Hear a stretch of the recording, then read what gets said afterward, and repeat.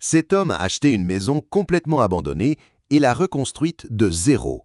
Et le résultat final était un choc absolument incroyable. Imaginez avec moi l'état de cette maison qu'il a achetée pratiquement pour rien. Elle devait être littéralement en ruine. Notre ami a toujours rêvé d'avoir sa propre maison et une grande en plus, mais l'occasion ne s'était jamais présentée auparavant.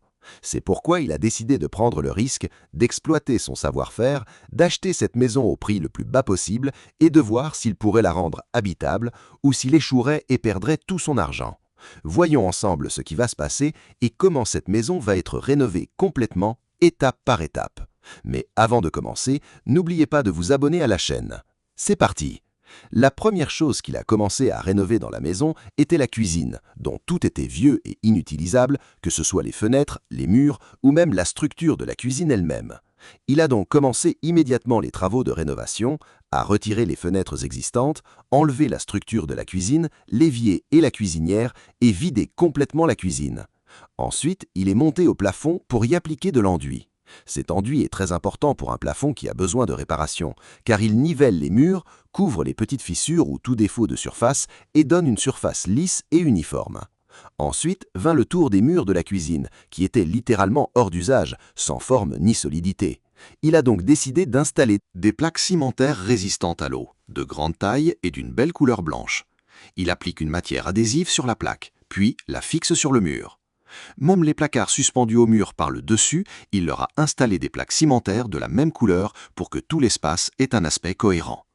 Il est venu fixer les murs latéraux avec des clous. Il a décidé de laisser la partie cuisine un moment et d'aller rénover une autre zone, la salle de séjour, dont il a ouvert l'espace sur la pièce où se trouve la cuisine. Il a commencé par le plafond en premier. Le plafond était un grand carré divisé intérieurement en rectangles. Il a d'abord enduit ce carré de l'extérieur, puis a comblé tous les espaces entre ces rectangles et peint les rectangles eux-mêmes. Malgré son état délabré, la maison avait des éléments réutilisables, comme ce plafond. Un peu d'enduit ici et là a fait l'affaire et lui a donné un aspect correct. Cela lui a économisé beaucoup de frais de rénovation. Après avoir terminé le plafond, il est descendu au sol, l'a recouvert d'une bâche transparente, a pris un rouleau de papier peint et a commencé à le couper exactement aux dimensions du mur pour le coller dessus. Il a utilisé spécifiquement du papier peint, car il est léger sur les murs, facile à poser, couvre les petites fissures et les taches et donne au mur un aspect très élégant et raffiné. Sur un autre mur de la pièce, il a posé un papier peint d'une couleur différente qui donne l'aspect de vraies briques, mais de façon impressionnante et moderne. Après avoir terminé les murs, il y avait une partie du plafond qui avait besoin d'un nouvel enduit. Il l'a terminé ici, puis est passé au sol. Il a décidé de recouvrir ce parquet en bois avec un revêtement de sol souple, confortable sous les pieds, facile à poser, résistant à l'usure, avec un motif carolé qui donne un aspect très moderne, tout en ayant un léger brillant. Son avantage est qu'il se forme facilement aux dimensions exactes de l'espace où il sera posé. Après l'avoir coupé et ajusté aux dimensions de la pièce, il l'a retiré, a appliqué une colle sur le sol et a commencé à coller ce revêtement souple dessus en le fixant bien, surtout sur les bords.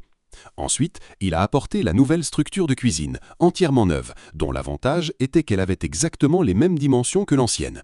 Il a ajusté la plomberie, installé la première partie, puis la deuxième qui contient l'évier, et a raccordé le tuyau d'évacuation de l'évier pour le connecter au réseau d'évacuation de la maison. Le revêtement de sol de la maison était en tatami, un type de revêtement japonais traditionnel fait de fibres végétales compressées, très beau, mais avec le temps, malheureusement, il s'était détérioré. Il a donc décidé de le retirer et de faire un nouveau revêtement. Après avoir tout retiré, il a commencé à nettoyer et balayer l'espace pour travailler dans la propreté. Il a apporté de grandes pièces de bois et a commencé à les couper, Fin lambourde, et les a fixées dans le sol avec des clous. Il a apporté de larges planches de bois, les a coupées aux dimensions du sol et a recouvert tout le plancher en les posant sur les lambourdes. De la même façon, il a recouvert une grande partie de la maison. Après s'être assuré que toutes les planches correspondaient exactement aux dimensions du sol, il les a retirées pour installer des panneaux isolants thermiques entre les solives sous le plancher. Il coupait ces panneaux exactement aux dimensions des espaces entre les solives, puis les fixait solidement. Après avoir terminé cette isolation, il a apporté de larges plaques de contreplaqué, les a posées sur les solives et l'isolation et les a fixées avec des clous. Il a fait de même sur tout le sol.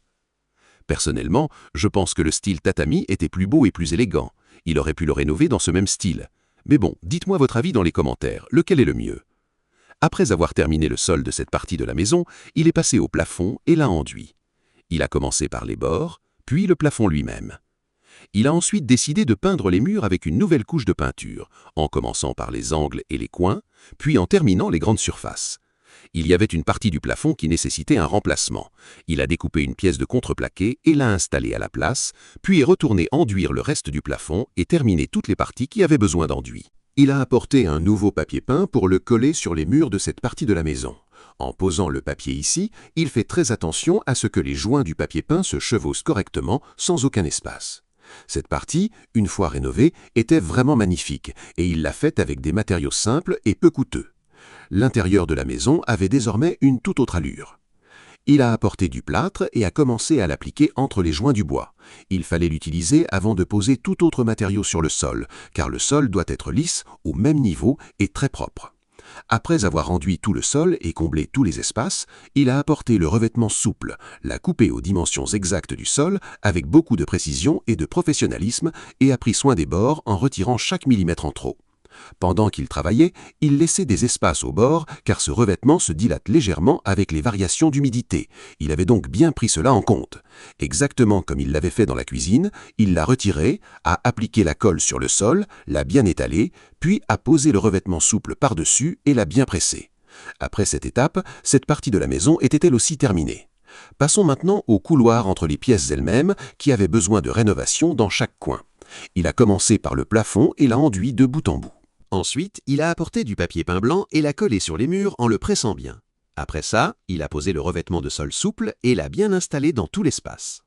Après avoir terminé ce couloir, il va passer à la salle de bain, qui nécessitait beaucoup de travail. La première chose qu'il a faite est d'inspecter le sol dessous et les murs, ce qui est très important pour recenser toutes les réparations à effectuer. Comme vous pouvez le voir, l'état du sol était vraiment difficile. Mais au nom de Dieu, commençons le travail immédiatement. Il a commencé à briser les parties collées au bord et à les mettre dans des sacs, puis à nettoyer le sol. Il y avait des parties très solidement fixées qu'il brisait au pied de biche, jusqu'à ce qu'il ait retiré tout le revêtement et balayé avec la brosse et la pelle. Ensuite, il a apporté du mortier et a commencé à enduire le sol et à le niveler avec une spatule. Il a apporté des plaques cimentaires résistantes à l'humidité, y a appliqué de la colle et les a fixées sur la moitié inférieure du mur de la salle de bain. Il a découpé une pièce et l'a collée à la baignoire. Il a ajouté un profilé blanc pour les plaques et y a mis de la colle, puis l'a fixé exactement au-dessus des plaques. Ce geste a donné une finition très professionnelle. De plus, ces plaques cimentaires résistent fortement à l'eau et à l'humidité, protégeant ainsi l'espace de la moisissure et des champignons. C'est pourquoi il est très important de les utiliser dans la salle de bain, qui est l'endroit où il y a le plus d'eau dans toute la maison.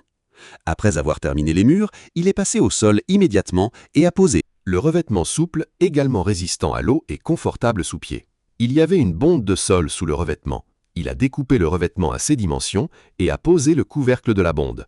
Ensuite, il a retiré le revêtement et a posé des matériaux imperméables autour des bords qui l'entourent et empêché les infiltrations d'eau en dessous. Après ça, il a enduit tout le sol du même matériau pour prolonger sa durée de vie, puis a posé tout le revêtement souple par-dessus en le pressant bien. Ainsi, il a empêché l'eau de s'infiltrer sous le sol et de tout abîmer. Sur les côtés, il a collé un ruban bleu tout autour de la salle de bain entre les bords du sol et les bords de la salle de bain, a mis du silicone entre eux et a commencé à l'étaler avec son doigt. Ensuite, il a retiré ce ruban bleu. Il a fait de même pour la baignoire et la bonde. Il a collé le ruban et mis du silicone par-dessus, puis il a retiré le ruban. Ainsi, cette partie était terminée. Passons maintenant à une nouvelle partie, l'une des plus difficiles de toute la maison, dont l'état était vraiment catastrophique sans un seul élément intact, les deuxièmes toilettes. L'espace était rempli de terre et de déchets, le bois était rongé, même les matériaux d'isolation avaient été endommagés et abîmés. Il a donc commencé immédiatement à tout nettoyer, à mettre tous les déchets dans des sacs et à les sortir à l'extérieur jusqu'à ce que le sol apparaisse, fait de solives de bois contenant des matériaux d'isolation. Malheureusement, le bois était pourri et l'endroit était dans le pire état possible. Après avoir nettoyé l'espace, il a commencé à installer de nouvelles lambourdes en bois qu'il a fixées sur les côtés avec des clous, puis a posé d'autres solives dans la direction opposée en laissant des espaces entre elles. Il a apporté de vrais panneaux isolants et les a mis dans ces espaces pour isoler le sol. Au-dessus de l'emplacement du tuyau, il a fait une ouverture. Sur les matériaux d'isolation et les solives, il a posé des plaques de contreplaqué dans lesquelles il a fait la même ouverture pour le tuyau d'évacuation, puis a fixé les planches en bois avec des clous partout. Après avoir terminé le sol, il a commencé à peindre les murs en blanc, à enduire le plafond et à le peindre, en prenant soin des angles et des espaces, car ce sont les endroits où l'humidité s'accumule le plus. Ensuite, il a posé du papier peint en vinyle, résistant à l'humidité et facile à nettoyer, en le pressant bien pour chasser tout air emprisonné dessous et à retirer les excédents. Pour combler les espaces entre les plaques de contreplaqué, il a préparé du silicone et bouché les espaces, les a poncés, balayé le sol, qui était maintenant prêt pour le revêtement souple. Il l'a posé sur le sol et ajusté ses dimensions au centimètre près. Ensuite, il l'a retiré, a appliqué la colle partout, posé le revêtement et l'a fixé. Il a bien sûr fait une ouverture à l'emplacement du tuyau. Ensuite, il a posé des pièces de plaques cimentaires au-dessus du sol, puis a posé la bride qui fixera les toilettes en place, l'a fixée avec des clous dans le sol, puis a posé les toilettes par-dessus et les a fixées elles aussi avec des clous. Ainsi, ces toilettes étaient prêtes. Il va maintenant passer à la rénovation du lavabo. La première chose à faire était l'emplacement du lavabo, au-dessus duquel était suspendu un grand placard. Il a installé une charnière sur la porte et monté une étagère pour y poser ses affaires. Il a d'abord fait la base sur laquelle le lavabo sera installé, qu'il a construite pièce par pièce lui-même et suspendue au mur en hauteur.